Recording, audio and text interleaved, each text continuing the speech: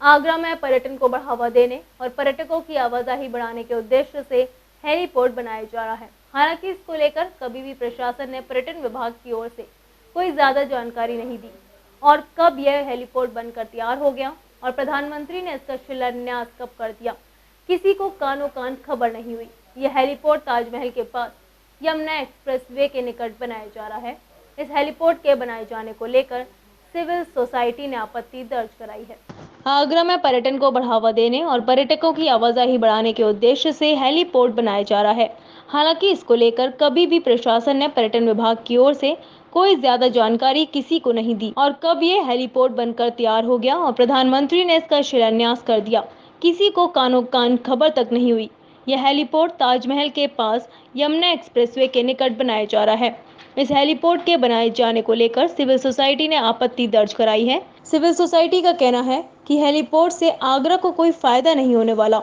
Civil society के अध्यक्ष अनिल शर्मा और महासचिव शिरोमणि सिंह का कहना है कि यदि यह हेलीपोर्ट सुचारू रूप से काम करने लगा तो आगरा के पर्यटन को बड़ा नुकसान होगा। बाहर की कंपनियां हेलीकॉप्टर से ही पर्यटकों को लेकर आएंगी और ताजमहल के ऊपर से दर्शन कराएंगे या फिर टैक्सियों से ताजमहल दिखाकर उन्हें यहीं से वापस ले जाएंगे, जिससे आगरा के पर्यटन उद्योग को बहुत बुरी तरह से नुकसान सहना पड़ेगा। वहीं अनिल शर्मा का कहना है कि जब सिविल टर्मिनल बनाए जाने की बात होती है तब टीटीजेड, सुप्रीम कोर्ट, एनजीटी प्रदूषण का हवाला देते हुए कामों को रोक दिया जाता है, लेकिन हेलीपोर्ट ताजमहल के बिल्कुल निकट बनाया जा रहा है और इसको लेकर अभी तक किसी भी तरह की कोई एनओसी की बात तक नहीं हुई, जिससे शासन प्रशासन की दोहरी नीति सामने आती है।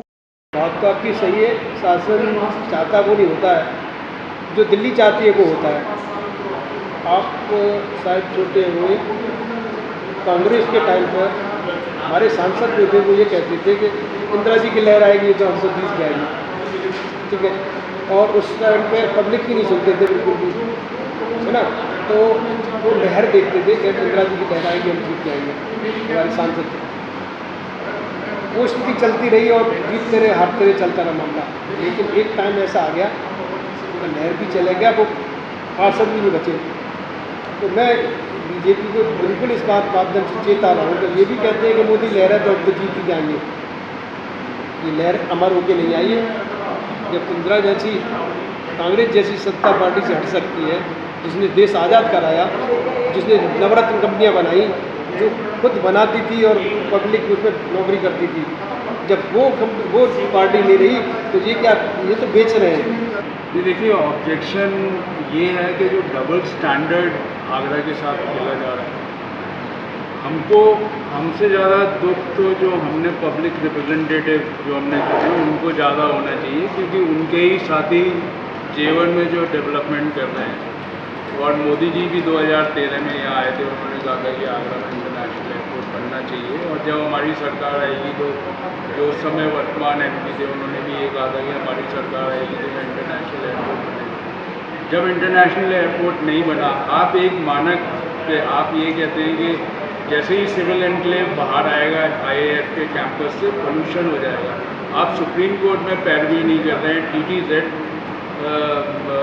TTZ हमको सपोर्ट नहीं कर रहा है, हमारे सिविल एनक्लेव के लिए क्लियर नहीं कर रहा है। लेकिन हेलीपोर्ट के लिए ना TTZ इन्वॉल्व है, ना सुप्रीम कोर्ट से परमिशन लेनी है, क्योंकि आपने ज्यूरिक इंटरनेशनल को एयरपोर्ट जेवर का बनाने के लिए दे दिया।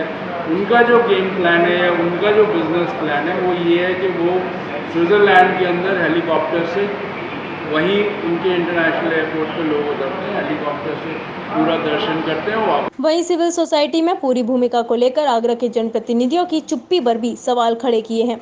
उनका कहना है कि आगरा के जनप्रतिनिधि आगरा में रहते हुए तो बड़ी बड़ी बातें करते हैं, लेकिन लखनऊ व दिल्ली तक जाते जाते उनकी सभी बातें व कागज गुम हो जाते हैं और आगरा के विकास को लेकर भी कहीं कोई बात तक नहीं रख पाते।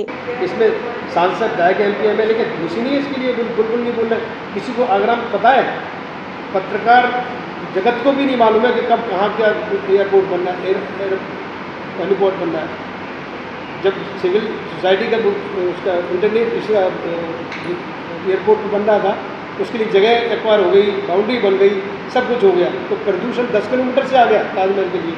अब जब 3 किलोमीटर पे वो भी एयर होगी तो वो 1.5 किलोमीटर रह जाता है। ताजमहल का दर्शन वो हेलीकॉप्टर से ऊपर से कर लेगा। वैसे उड़ाने के लिए वहाँ पे वो नहीं चाहिए, वो कुछ भी ड्रोन वोन उड़ गया तो हल्ला हो जाता है। तो इसलिए वो एयरपोर्ट उतरेगा, प्राइवेट कंपनी आएंगी, जेवर पे उतरेगा, हेलीकॉप्टर वहाँ से चलेगा, यहाँ उतरेगा, यहाँ टैक्सी लगेगी, दिखाएगा। पर्यटन विभाग क्या कर रहा है, पर्यटन लोग क्या कर रहे हैं, होटल वाले क्या कर रहे हैं, या ये बड़े बड़े शोरूम खुल के बैठे हुए क्या कर रहे हैं, क्या बेचेंगे फिर? यहाँ जनता ही नहीं आएगी तो जब दर्शन करने वाले आएंगे एयरपोर्ट से आएंगे वही वापस चले जाएंगे। फिर अब तो दोहरी नीति क्यों? वहाँ तो प्रदूषण हो रहा है। पूरा दर्शन करते हैं और वापस चले जाते हैं। ये प्लान अगर आप देखेंगे तो डॉक्टर महेश शर्मा ने कुछ साल पहले जब वो मिनिस्टर थे तब उन्होंने ये कहा था कि वो ग्रेटर नोएडा को एक इंटरनेशनल सिटी की तरह डेवलप करना चाहते हैं, जहाँ वो सारी चीज़ें वहाँ पे डेवलप करेंगे, और उन्होंने काफ़ी हद तक अचीव भी कर दिया है वो करने की। तो हमारे जो पब्लिक रिप्रेजेंटेटिव है वो कुछ बोल नहीं रहे। तो civil society as a citizen of Agra हम लोगों को बताना चाहते हैं कि हमारे साथ क्या नाइंसाफ़ी हो रही है। ये होने के बाद जो एक चीज़ जो आप कहते हैं, हर बार कहते हैं कि ये जनप्रतिनिधि कुछ बोल नहीं रहे हैं, तो दो चीज़ें होती हैं कि एक तो बोल नहीं रहे हैं, एक है बोल। देखिए, जब हम पब्लिक रिप्रेजेंटेटिव से मिलने जाते हैं तो जब हम मिलते हैं तो उस समय उनका पारा जो होता है, गुस्सा या उनका जो भी चीज़ होती है वो बहुत ऊपर तक होती है। हम कागज़ भी देते हैं, हम सारी चीज़ें उनको देते हैं। वो जब तक गाड़ी उनकी दिल्ली तक पहुंचती है तब तक वो कागज़ सबसे नीचे पहुंच चुका होता है। इस पूरे मामले को लेकर आगरा सिविल सोसाइटी ने एक टीम का गठन किया है। यह टीम जाकर इस हेलीपोर्ट से होने वाले फायदे व नुकसान पर चिंतन करेगी। इस ऑब्जर्विंग टीम में शिक्षाविद व समाज सेवी डॉक्टर मधु भारद्वाज, उपेंद्र सिंह और R.K. सचदेवा को सदस्य बनाया गया है। उनका कहना है जिस तरह से यह हेलीपोर्ट बनाया गया है, फिलहाल इससे आगरा को कोई फायदा होता नहीं दिख रहा।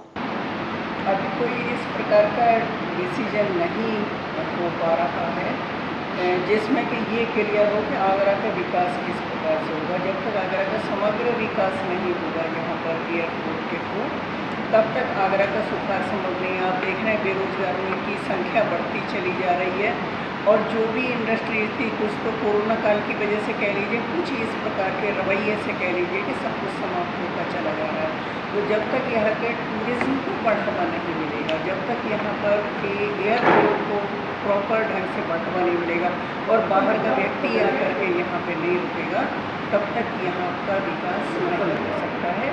अगर यहाँ पर टूरिस्ट आकर के रुकता है तो बहुत सारी हमारी इंडस्ट्रीज हैं जिनको कि रोजगार मिल सकता है। बहुत सारी कंपनियाँ यहाँ पर आकर के काम कर सकते हैं और बच्चे यहाँ आकर के काम करके जा सकते हैं। हमारे यहाँ के बच्चे बाहर भाग रहे हैं। देखिए, सिविल सोसाइटी आगरा के डेवलपमेंट को लेकर के और आगरा के पर्यावरण से लेकर के अन्य विकास को लेकर के काफ़ी दिनों से संघर्षरत है और अपनी बात को यहाँ के जनप्रतिनिधियों और प्रशासनिक या अन्य माध्यमों से ऊपर तक पहुँचाने का कार्य करती रही, और कहीं ना कहीं तक इनकी सफलता एक ये भी रही कि जिस प्रकार से धनौली में सिविल एनक्लेव का डेवलपमेंट का कार्य शुरू हुआ था, लगा कि हमको यहाँ से इंटरनेशनल और नेशनल फ्लाइट्स बहुत अच्छे रूप से सुचारू हो जाएंगी।